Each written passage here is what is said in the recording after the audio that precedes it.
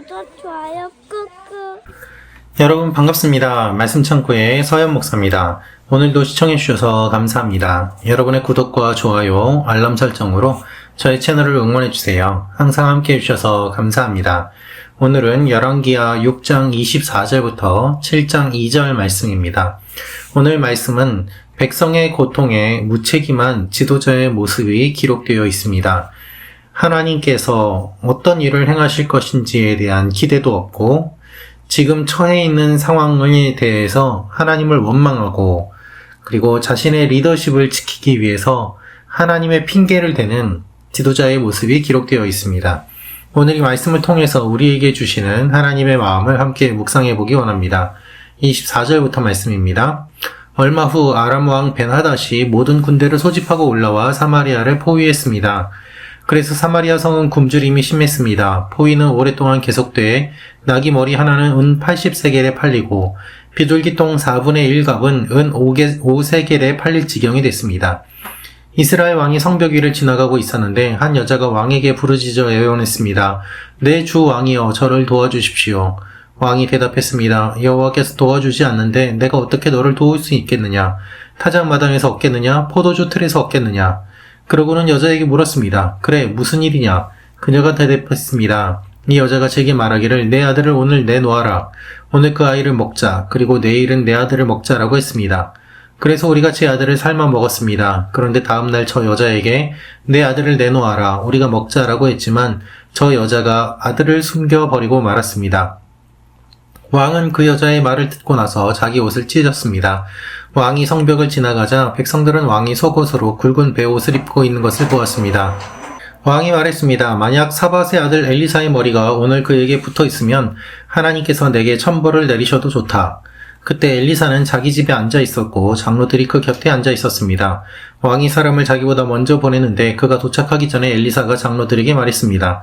살인자의 아들이 사람을 보내 내 머리를 베려고 하는 것이 안 보입니까? 보십시오. 그가 보낸 사람이 오면 문을 닫고 안으로 들이지 마십시오.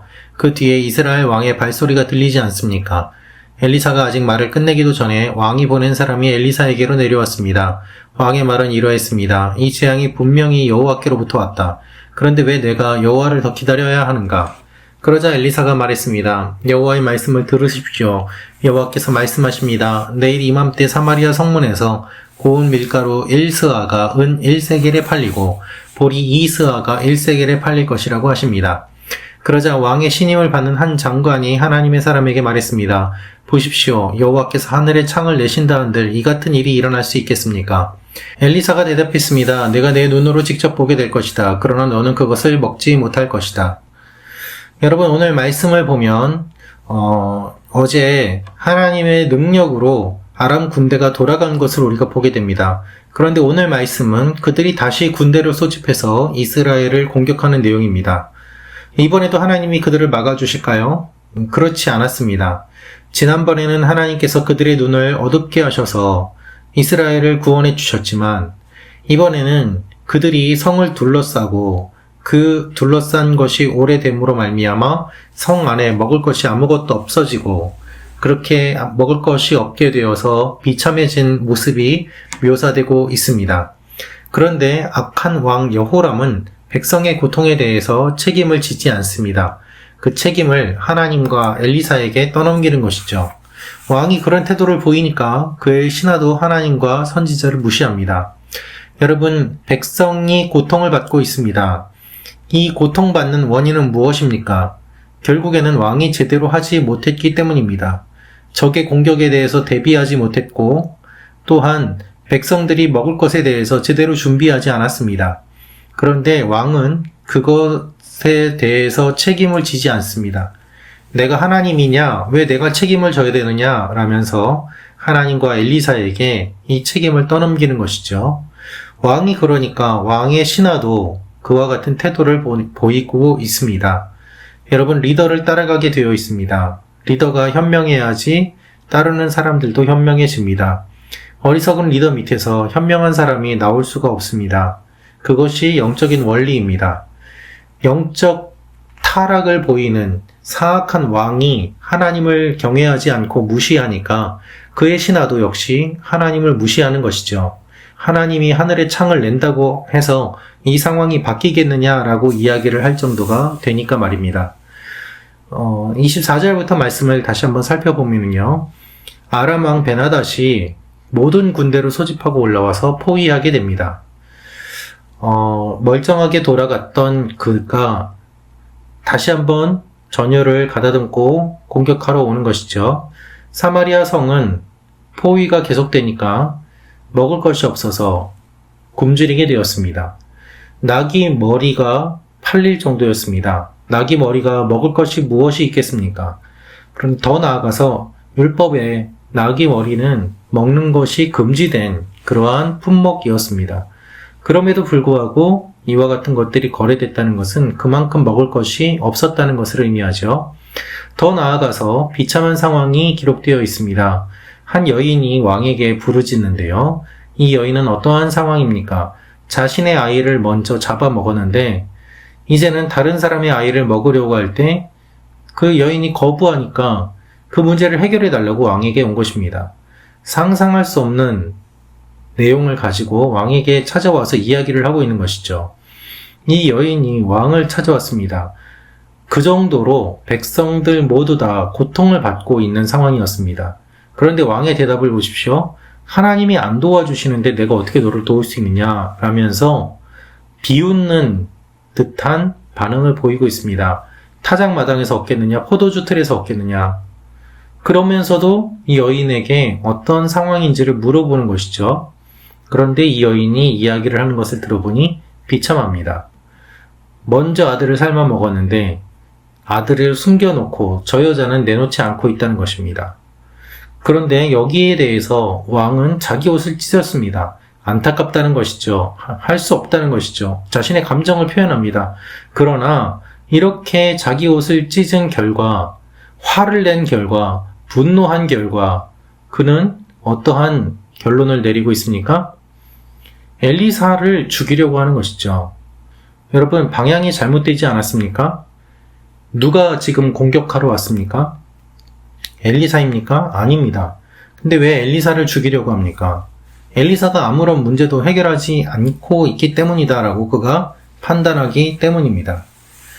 아무런 죄가 없는 엘리사가 왕이 죽일 정도로 그와 같은 죄를 지었습니까? 그렇지 않습니다. 그럼에도 불구하고 왕은 엘리사가 백성들의 신망을 얻고 있으니까 그를 죽임으로 말미암아 백성들의 불만을 제거하고 어떻게 보면 엘리사 때문에 이와 같은 일들이 다 일어났다라고 그에게 모든 것을 전가시키기 위해서 이와 같은 일들을 벌이려고 하는 것입니다. 신하를 보냅니다. 엘리사에게 그가 도착하기 전에 엘리사는 이렇게 이야기를 합니다. 살인자의 아들이 사람을 보내 내 머리를 베려고 하는 것이 안 보입니까? 즉 왕을 살인자의 아들이라고 이야기합니다. 수많은 사람들이 죽도록 내버려 두고 하나님을 경외하지 않은 그를 악한 왕이라고 이야기하고 있는 것이죠. 살인자의 아들입니다. 그런데 엘리사가 이 이야기를 끝내기도 전에 왕이 보낸 사람이 엘리사에게 와서 이야기를 하는데 그가 하는 이야기를 들어보십시오. 이 재앙이 여호와께로부터 왔다. 하나님 핑계를 대는 것이죠. 그런데 왜 내가 하나님을 더 기다려야 되는가? 엘리사는 하나님의 말씀을 선포합니다. 여호와의 말씀을 들으십시오. 내일 달라질 것입니다. 상황이 역전될 것입니다. 반전될 것입니다. 놀라운 일이 일어날 것입니다. 그런데 왕의 신임을 받는 장관이 이야기를 합니다. 하나님께서 하늘에 창을 내신다는들 이 같은 일이 일어날 수 있겠느냐 라고 말이죠. 이 얼마나 하나님에 대한 불신을 표현하는 내용입니까? 엘리사는 그러한 일들이 일어날 것인데 너는 그것을 먹지 못할 것이다 라고 얘기합니다. 결국 너는 죽을 것이다 라는 것이죠. 여러분, 기근으로 고통받는 백성들의 상황을 정리해보면 다음과 같은 내용이 있습니다. 율법에서 금지하는 나귀 머리를 먹을 정도가 되고요. 자신의 아들을 삶아 먹을 정도로 기근이 극심하였습니다. 그럼에도 여호람 왕은 자신의 책임이 아니라 하나님의 책임이라고 하지요. 먹는 인간이라는 책이 있습니다. 그 책을 읽으면서 제가 충격을 받았던 내용 중에 하나가 당시에 2차 대전 당시에 일본이 필리핀과 이 동남아시아 지역을 점령하고 있을 때 먹을 것이 없게 되고 식량의 공급이 부족하게 되니까 일본군이 포로로 잡은 필리핀 사람들을 잡아서 먹었다는 내용이 기록되어 있습니다. 일본 사람이 쓴 책이었는데 그 내용이 기록되어 있더라고요. 그 내용을 보면서 충격을 받았습니다. 실제로 먹을 것이 없으니까 사람을 잡아먹을 정도가 됐다. 그 얼마나 기근이 극심했겠습니까? 또한 동시에 얼마나 잔인하고 비참합니까? 더군다나 자신의 아들을 삶아 먹었습니다. 그럼에도 여호람 왕은 하나님의 책임이라고 이야기를 하는 것입니다. 그래, 내 책임이다 라면서 회개하지 않습니다. 하나님 앞에 무릎 꿇지 않습니다. 엘리사를 죽이려고 하고 분노의 대상을 엉뚱한 곳으로 돌려서 자신의 정권을 유지하려고 하는 왕의 모습이 기록되어 있는 것이죠. 여러분, 하나님을 경외하지 않으면 비참한 상황에 처하게 됩니다. 나라 전체가 비참하게 되고 백성들이 비참하게 됩니다. 먹을 것이 없어지고 굶주리고 서로 잡아먹는 상황에 처하게 됩니다. 그런데 왕은 자신의 리더십이 겪는 위기를 타개하기 위해서 하나님의 사람을 죽이려고 합니다. 왕의 신하도 엘리사의 말을 들으려고 하지 않습니다. 그럼에도 불구하고 엘리사는 하나님의 말씀이 성취될 것을 선포합니다. 왕의 신하가 죽을 것을 예언합니다. 이 극심한 고통 가운데 왕은 잘못된 반응을 보이고 있고 왕의 신하는 잘못된 반응을 보이고 있습니다. 사랑하는 말씀 창고 가족 여러분, 우리의 삶에 많은 고통이 있습니다. 극심한 고통 가운데 우리는 하나님을 때때로 원망하기도 합니다.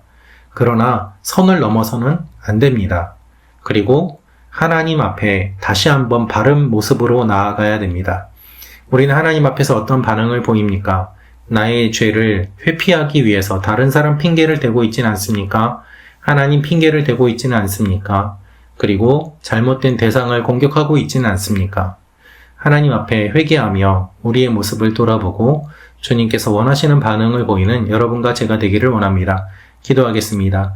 주님, 비참한 상황 가운데서 바른 반응을 보이게 하여 주옵소서. 고통 가운데서 바른 반응을 보이게 하시고 하나님께서 하실 일들을 기대하게 하여 주옵소서.